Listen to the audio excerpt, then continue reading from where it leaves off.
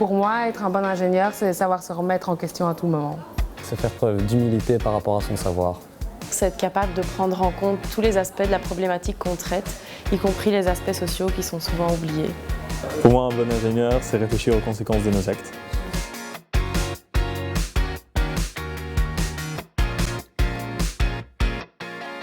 Ingénieurs sans frontières est une association qui a une longue expérience en termes de projets de coopération et développement et qui s'est lancée il y a 5 ans dans l'éducation et développement axée sur un public technique et ingénieur. On s'est rendu compte qu'il y avait un manquement en termes d'éducation et développement pour les ingénieurs, spécifiquement pour les étudiants. Et on a décidé de créer un week-end de sensibilisation, le week-end Ingé-Sol, qui est un week-end de réflexion sur la coopération et la solidarité internationale, mais cette fois-ci avec un regard plutôt technique et ingénieur, ce qui justement permet aux participants à s'ouvrir à des sujets plus variés par la porte de la technique.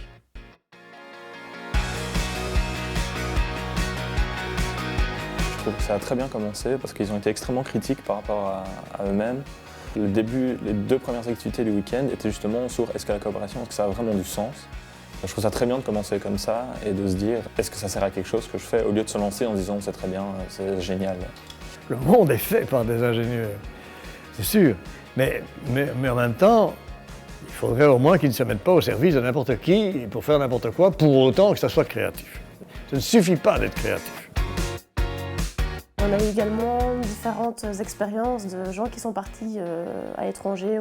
Et ça a été enrichissant de voir l'aspect plus culturel, pas que le projet. Donc c'est une expérience de vie également, sociale, culturelle et professionnelle. Une approche peut-être qui manque à notre formation, qui est avant tout très technique. Je pense qu'on ne nous forme pas assez à interagir et à communiquer sur les compétences ou sur tous ces aspects techniques.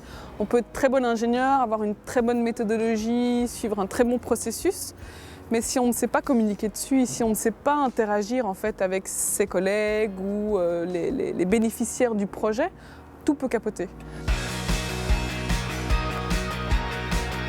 On est un peu dans une société qui est en pleine mutation et les gens se posent des questions. Et je pense que l'éducation au développement a un rôle de faciliter ou de susciter cette réflexion auprès des gens.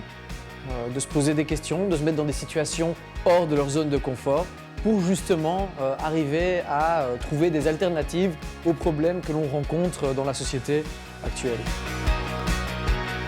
Pourquoi les ingénieurs d'aujourd'hui devraient-ils être différents de ceux qu'il y avait alors? Je pense qu'il faut qu'ils continuent à faire ce qu'ils font le mieux, c'est-à-dire créer, innover, inventer de la technologie.